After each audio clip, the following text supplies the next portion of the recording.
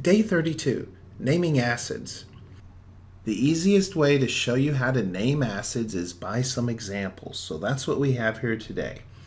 So let's get started. We have fluoride, chloride, bromide, iodide. We have all these things that end in IDE. We get an acid when hydrogen bonds with these substances. Hydrogen is a +1 charge, and so fluoride is a -1 charge. +1 -1 equals 0. HF is our formula, and that should make sense to us. So now we have to learn how to name it appropriately. What we do is we remove the IDE ending from the anion. So we're going to remove this IDE ending. And what we have is a systematic way of naming right here. Hydro, which is our prefix, then we have a root word, and then we have a suffix, ic, acid. So here's our IDE ending. We're going to remove the ide from the anion. Notice that FLUOR, this is our root word of this ion, fluor. Now what we want to do is write down our prefix, hydro. We put our root name in here, fluor. So we have hydro, and then we have FLUOR, followed by ic, our suffix, acid, hydrofluoric acid. What happens when hydrogen bonds with chloride? We get HCl. +1 -1 is 0. Our formula is HCl. Now we have to name it. We remove the IDE ending, and then we have our root word CHLOR, chlor. So we have our prefix, hydro. We have our root word, chlor, and our suffix, ic, hydrochloric acid. Let's try bromide, HBr, hydrobromic acid. What about iodide? We remove the IDE ending.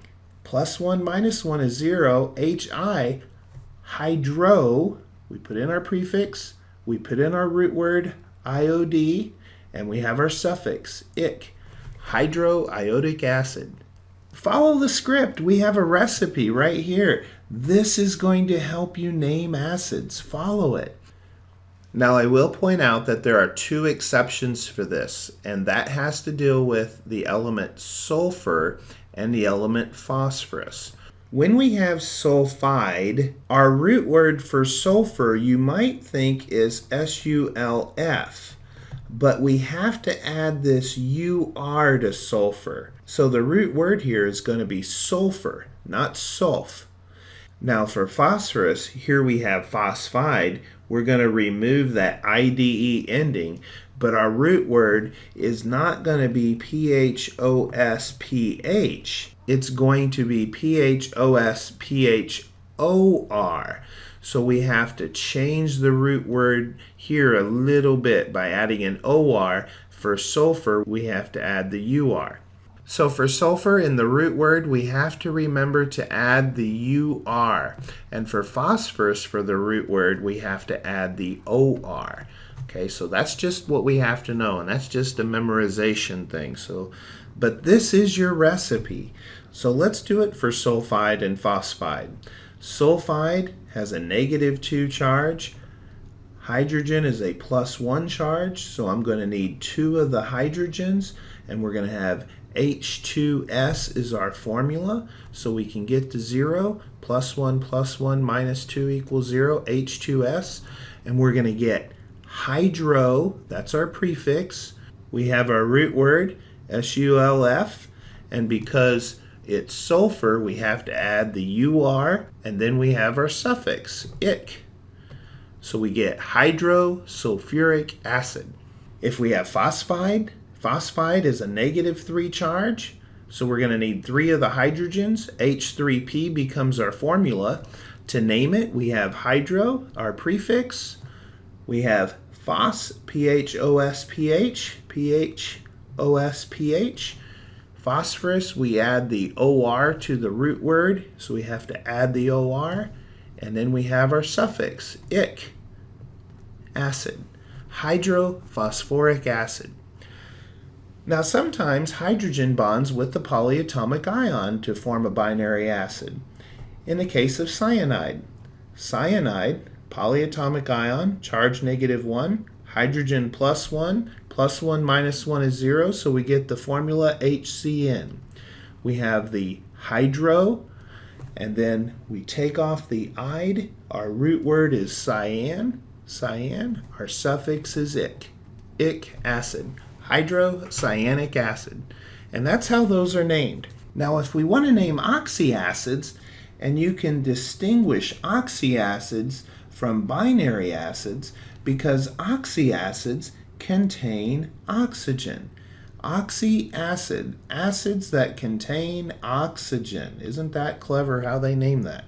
So you should never forget which ones contain oxygen. Oh, the oxy acids contain oxygen. Binary acids do not contain oxygen. So how do we name oxy acids? Whatever hydrogen bonds to, if the ending ends in ATE, we take off the 8 and we replace it with "ic." And if the hydrogen bonds to something that ends in "ite," well, we remove the "ite and we replace it with "us." It's just that easy. So you might wonder, why is there so much confusion when it comes to naming oxy acids? Well, the confusion came from that list of polyatomic ions.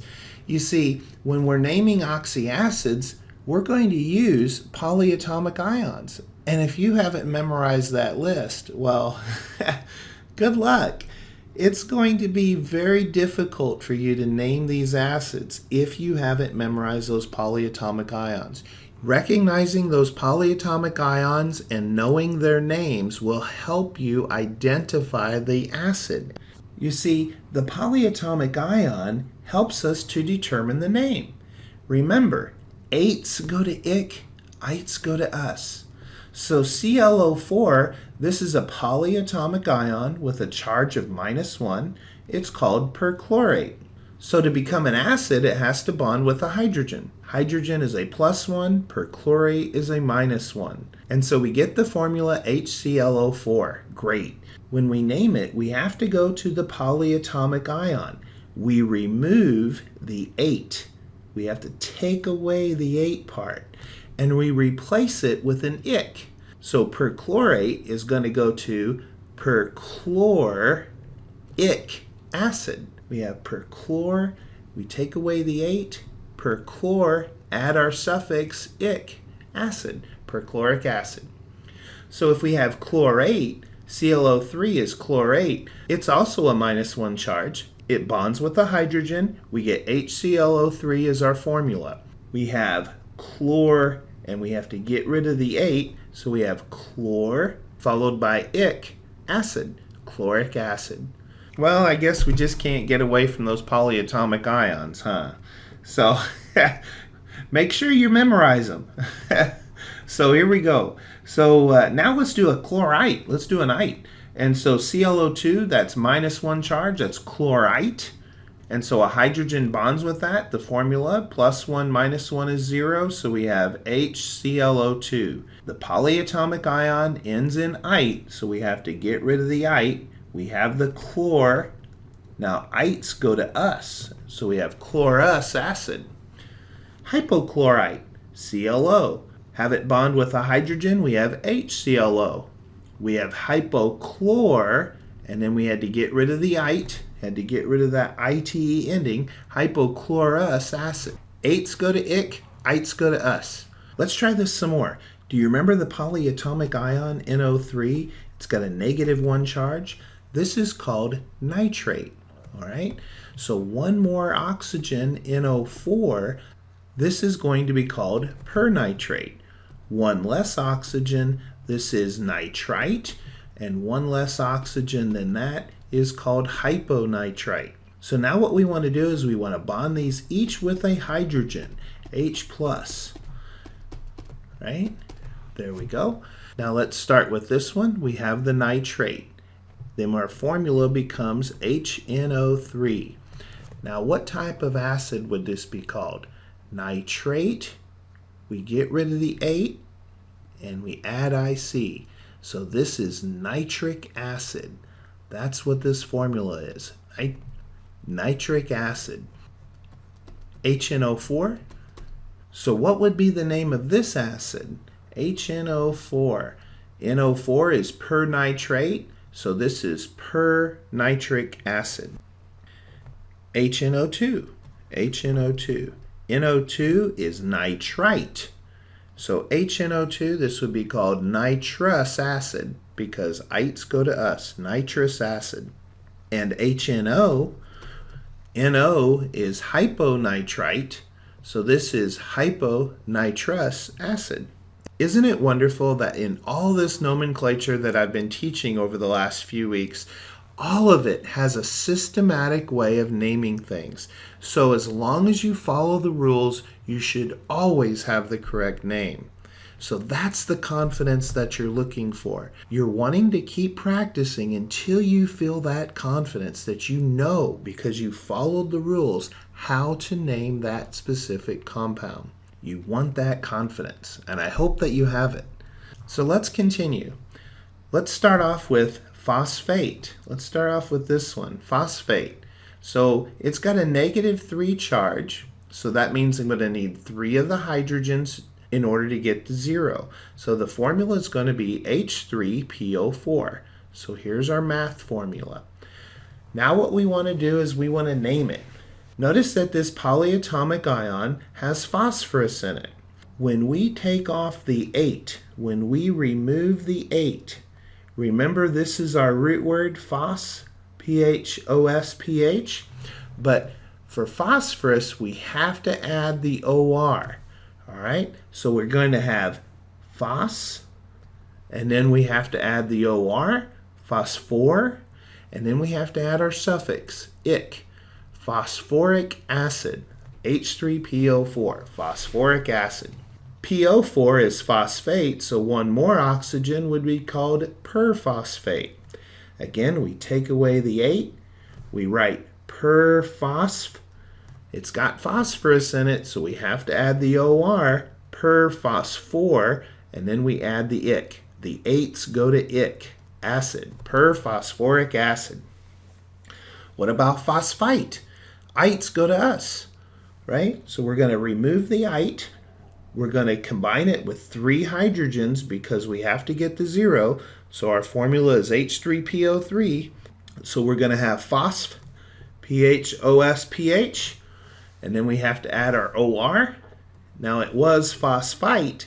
Ites go to us, so we have to change the suffix. Phosphorus acid.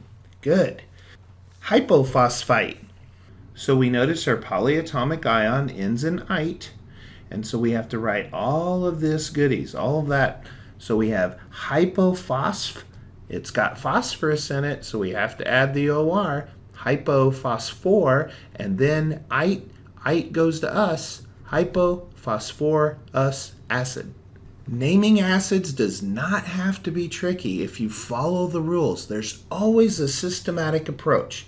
So good luck to you. Work on your homework and take your quiz. Enjoy your day.